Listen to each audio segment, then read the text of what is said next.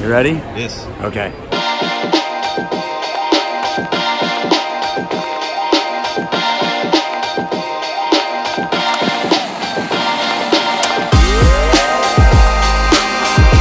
We have done many episodes about the whiskeys, but I don't think we've ever done an episode about a crucial element, a moment of the whiskey experience. The place where you buy the whiskey. The liquor store. We came here because Irene is kicking ass in retail. She is famous all over the whiskey industry for barrel picks and the most fanatical customer base. People drive hours to come here just to shop at her store. The biggest things people hate about the liquor store experience, and then we want to ask Irene what to do about it, because hopefully some liquor stores can learn a few things about what she's doing right and improve the experience for everybody. Irene? Hey, how are you? Hello. Wow, how are you doing? Pretty good. Tell us who you are first. Irene Tan. I'm actually co-owner of Brooklyn Northeast Wines and Spirits. Been here for 6 years. All right, Irene, we asked the whiskey tribe, what are the biggest things that you guys find annoying, that you really don't like about the typical liquor store experience? Number 8 is the lack of the minis, the miniatures, the sample bottles. Mostly the big brands get the mini. Very, very expensive to buy them. You actually have to buy the whole sleeve, which is usually 10. But if you just buy one, it costs you an arm and a leg. So that's why a lot of places don't do it. But how we solve that problem? My thing is, I don't want you to waste all your money on something you're not gonna like. So we sacrifice a bottle. And so there's a lot of tasting bottles in the store for different things. So I have customers come in and they go, oh, wow, I've never seen that Glencairn before. How does that taste? I don't know. Let me see, I've got 3 bottles up there. Let me open it up for you. And this is what brings people back to us, because you're willing to share. You will sacrifice a bottle and turn it into a sampling bottle. I'm assuming though, you know, up to a certain limit. I mean, yes, granted, if I've only had 1 bottle, I can't do it, but you know, if I have a few bottles and they're not super expensive, we'll definitely do that. Every other Friday, for the last 6 years pretty much, I'll say, we're gonna do a blind tasting today. You have 6 glasses, and it's really fun because people, I find, always go, oh, look, this is such a pretty bottle, I'm gonna buy that because it's pretty. And I'm like, don't buy them pretty. You know, you buy on taste. And that's what I let people do, is I let them be unbiased and taste. And they're really surprised. So it's all about giving people that tasting experience. This black cabinet here, it's filled with tasting samples. I do custom tastings for people. I've had people come from, you know, Pennsylvania, Ohio, wherever, just because they know this is what I do for them. If you peek under here, a lot of tasting bottles, and they have to have a tasting label on it. If you didn't have the tasting samples on them, then it's kind of illegal to have them out. Number 7 on the list is not having crowded barrel whiskey. What the hell, Irene? So you guys don't distribute, what the heck? Number 6 is having most of your good selection hidden behind the counter where you can't even get to it and peruse it. I can't get to the bottle. It's right there. Just come a little further. No. You got it. What's the thinking of most liquor stores about keeping certain things inaccessible and other things just... So there are those things are a little more expensive, so they're very pocketable, so we really try to. We're not trying to keep it out of customers' reach, we're paying customers' reach. But, like, if someone like me, because here's the situation. Alright, let me tell you right now. Somebody like me, if I'm interested in something, and I want to, like, look at it, read the label, check it out, if I bother somebody behind the counter, then I feel like this tremendous pressure to actually buy the silly thing. And if I look at it and be like, oh, that's not what I was looking for, or that's way more money than I thought it was, then I'm gonna feel like an ass. Once again, because we do so many tastings here, people never feel that. I always go, look, you know, when you come to my tasting, they go, how much is it? I'm like, it's free. Like, what do you mean it's free? You're tasting like really expensive stuff. And we did like Octomore and Macallan, you know, the rare cast, and there was a bunch of different bottles that are very expensive that nobody really normally do. And I do that because I want people to know that, hey, you know, you can taste all this stuff and never feel pressure to buy it. So it sounds like you're circumventing the entire issue of needing to keep some bottles behind the shelf. You get around that entire situation just by having the kinds of tastings that you do. Yes, because I'm all about getting people to taste. And if you really like it, it's too expensive, you know what? At least you've had a chance to taste in it. 5 is state controlled, which is not an issue here. Well, we're fortunately not state controlled here. State controlled generally means that the state decides what they're going to get for the whole state. So you may get, say, Lagavulin 16 only. You'll never see Lagavulin 8. So whoever's buying for the state decides this is what these people are going to drink. Otherwise, they're going to go out of state to do that. But one advantage of being state controlled, though, is they usually keep the prices lower. right? Oh. Because they buy for the whole state. They buy in huge volumes. So you always get a case volume discount. So the thing to do about state control is Move. So number 4 was holding all the good stuff for only your favorite customers. well, those are the people with the most money that. Irene. Yes. You got that Weller antique in. Oh, that's a really difficult to find bottle. So Yeah, no. no go. No, sorry. You know, maybe come back later in the year. Yeah. Excuse me, Irene, do you happen to have in the Weller Antique? Absolutely. It's actually hiding out in plain sight right here. Thank you very much. You're welcome. So here's one of the things I discovered. When we first opened, I only had maybe 3, 4, 5 very good customers that I would save some stuff for because nobody else was asking for this stuff when whiskey wasn't so hot in the 2013, 2014 time frame. But, you know, as you know, in the last 5 years, it's just like exploded.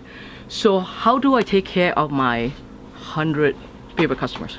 Right? I get 2 bottles of Pappy 15 at the end of the year, and all the special bottles that start to come in. Very hard to get. So, to be fair, I decided I was going to make a charity event out of it. I love charity events because you know what? If you got money to drink whiskey, good whiskey, you should help your community. Every year we got all the special bottles and I just accumulate them. And people, do you have it? I go, yes I do. I have 1 bottle. I said, if I have 2 bottles, the second one will be for sale at the charity event. Because my thing is I want to take care of my community, right? I'm a business in town, I want to take care of my community. And I usually line up all the whiskeys I have. It's 15-year Pappy, you pay $15 for a shot. 14 cents. Not a huge shot, but you know, enough for a taste. It's a 20-year, it's only paying $20, which is insane. People are like, oh my God, it's only $20? I'm like, yep.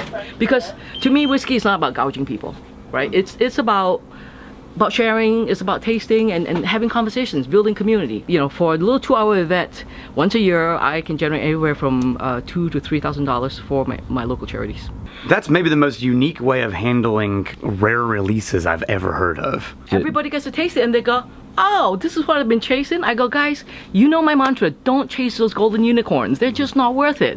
You just got to taste it for what it is. You know, if you like weeded, let's find some new weeded whiskey that's going to taste good. So the third most frustrating and annoying thing people find about liquor store experiences, what is this? Uneducated or misinformed staff. I'm looking for a good bourbon. Okay. Let's see here. This is a good one. Huh. I think I'll tell you what, maybe a scotch instead. Okay. This Pushing is a the Irish great whiskey. one. Oh. Huh. That's an excellent Islay Scotch. Oh. What was your name? Robin. Robin. Robin, you work here with Irene? Yes, I do. Awesome. All right. Thank you, Robin. Thank you. Oh my goodness. Hi. Nice to see you. Haven't seen you in a long time. I often see that at your... You just got a hug. Yeah, my liquor store never gives me hugs. It happens all the time here. My customers come in and go, oh my God, how are you? One of the things I always do for my staff here, I said, look, we pay you the best that we can pay you, but what I hope you get from this is being able to learn. And they're all willing to learn. To be able to remember all of those things and not make it up. And that's the other big thing. I hate when people lie. They go, well, yeah, this is really good because, you know, it's 10 years old, blah, blah. It may or may not be. But if you've never tasted it, don't lie about it. Say, I've never tasted it. Let's taste it together. Who knew that actually being passionate and enthusiastic about the things in your store could possibly help the experience and success of said store? I remember there's the Ron Swanson, he walked into, there's a hardware store. Yeah. Somebody came up, can I help you, sir? I know more than you. I know more than you. Daniel, what is the number 2? Could you direct me to your whiskey section? It's right over here, right around the corner. Irene, I'd be curious to know as popular as whiskey is right now, why do so many liquor stores have very, very limited selections? The thing about carrying whiskey is very expensive. What you see here on this wall looks beautiful, but it costs a lot of money. So for me, every bottle on my shelf, from probably the top shelf and up, has a story to tell. And that is what makes those bottles sell. You know Daniel through whiskey sommelier training. Yes. How much has that helped? How much is that is relevant to what you do here? So, in all honesty, when I first thought about school, I still kick myself on not having been there at the very first level 1, because there's so much stuff going on, like the store going and everything. But then I finally broke down, I said, I'm just gonna have to do it, right? And every time I go there, with all the awesome people that go to school there, I mean, you guys fill my head with so many ideas. It's amazing. I'm like sitting there going, I gotta do that, I gotta do that. And it's really, really cool. You know, I don't ever see myself as a marketing person, but having been in this business and talking to people and being passionate about the things we talk about, it's amazing. It kind of builds on what I've built here, right? So when I first heard about this tribe thing, I'm like, what's this tribe thing? Then I saw the tribe thing and I'm like, oh wait. And people started coming in and go, hey, we're your tribe. I'm like, all right, I got a tribe. So very cool. But if you guys ever have any thoughts about whether this marketing school thing, just do it and you'll learn a lot. Way more than you could ever imagine. So do you find that whiskey drinkers as a category tend to be more interested in the backstory than the drinkers of other general categories like gins or rums or... So in general, I would say yes, but my gins have stories. We have gin tonic pairings. Nobody does that. And I specifically went home and tasted them all to see what made the most sense. So in this store, I would say that's probably not as true. But in general, yes. Whiskey people are, you know, especially now that it's so hot, everyone wants to know something about whiskey, right? I think that's where other stores can really try to improve their business that way, is get educated about it. But it's just not just about reading a book going, oh yeah, I know this is from Isla and blah, blah, blah. You have to have the passion for it. You have to taste it. What's the most frustrating, most annoying, most hated thing about the typical liquor store experience? Take this bullet bourbon. Okay. Keep going. Oh, that's okay. Keep it coming. Oh, okay. No. Closer. Oh, so.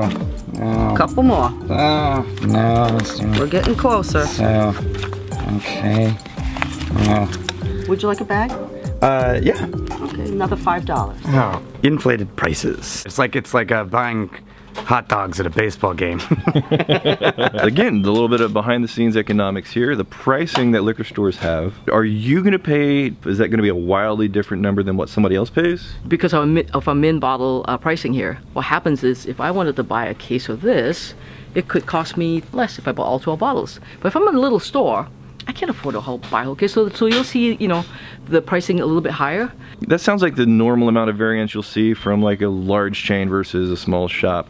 But I think what people find the most frustrating is whenever they see something on the shelf. You mentioned Blanton's, for example. And it's like, wait, I know Blanton's should cost within this range, be it a small store or a large store.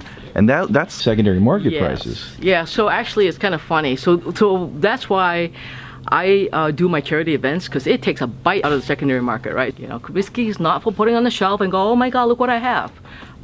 We have a lot, but we want to have tasted it. So it sounds like the way that you are growing your business, growing your reputation, the bottom line isn't by how much can I gouge people with the price on that specific bottle. It's how good of an experience can I give every single person that walks in here that's actually interested in learning more, so they become a loyal repeat customer and you develop that relationship. They trust your palate, your taste, your judgment. They look forward to the interaction. That is it. A lot of people come in and after they meet me, within 10-15 minutes, if they want to talk whiskey or whatever, they're like, oh my God, you're so enthusiastic and so passionate about this stuff. We can't help but want to take all those bottles home just from hearing you. All right, Daniel, that's the top most annoying things. And then what to do about it if you're a liquor store owner, because the reason why we got on a plane and we flew across the country to this small liquor store is a missed opportunity across this entire industry. Is you have a building full of spirits and craft beers and interesting whiskeys. Like, this should be a fun, awesome place. People should absolutely look forward to coming to the liquor store. Whenever you do the things that you do, what kind of results do you see? So like on a weekend, on a busy weekend day, I'm usually at this tasting table here, and the first thing that people come in, they're like, this place is like a party atmosphere. The first thing you walk through the door, we go, hey, you want to taste something? What's nice about that is they will try something they've never had before. Like somebody will come in, I don't like red wines. So I'm like, what don't you like about them? Because it's all about listening to your customer. Not, oh, I need to sell you this. So this is really good because of blah, blah, blah, blah, right? It's about what do you like, what don't you like, and based on that conversation, you truly listen to the customer, and then you can go, I think you might enjoy this. So yeah, I'll show you an example, and this is one that we set. And I know it's not whiskey, but just a wine thing, right? This bottle of wine. When I brought this in, you know, people are like, I don't know about that. I'm like, all right, let's taste it. And I describe the wine, I tell them the grapes that are in there and how they dry them, and that's how they get all these flavors, because it's a Corvina grape, they dry it, it's like a raisin, and it just adds all this complexity to your wine. And I've sold probably 40 cases of that. So I do the same thing with the whiskey. You know, they're like, oh, what's this? You know, then I have 4 Roses. I said, well, do you like your whiskey's a little spicier? If you do, this is amazing because this is from a single barrel. And it's OBSB, which means it's 35% rye in the mash bill. So you get a nice spice to it. But also because it's mostly corn, there's a lot of sweetness to it. What are you cooking tonight for dinner?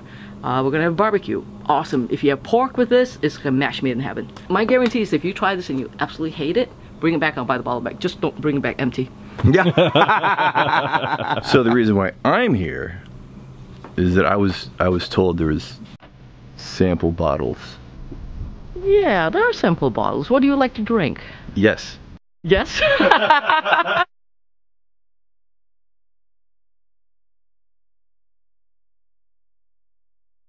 What is going on tonight, by the way? Is this Tonight is gonna be probably the biggest mini whiskey tasting in the whole East Coast. I'll just go ahead and take Rex's since he's holding the camera and I don't want him distracted.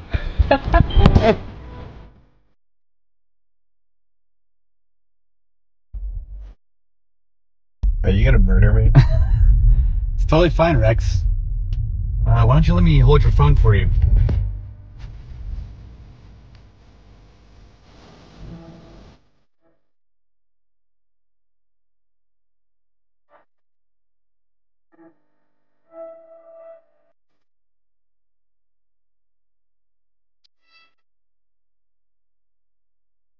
We've been shooting at Irene's old location. Get us up to speed because there's a new hotness going on. So Whiskey Mentors has been looking for a retail location for a while. And after much blood, sweat, and tears, this is mine. This is yours. Yes, this is mine. Previous location, you've worked with some business partners, and this is basically your opportunity to do your own thing 100% your way. I started by buying 3 barrels of whiskey. Yeah! You started the right way. This is the future. In order to kick this off, what is this event going on here? We're doing it for charity.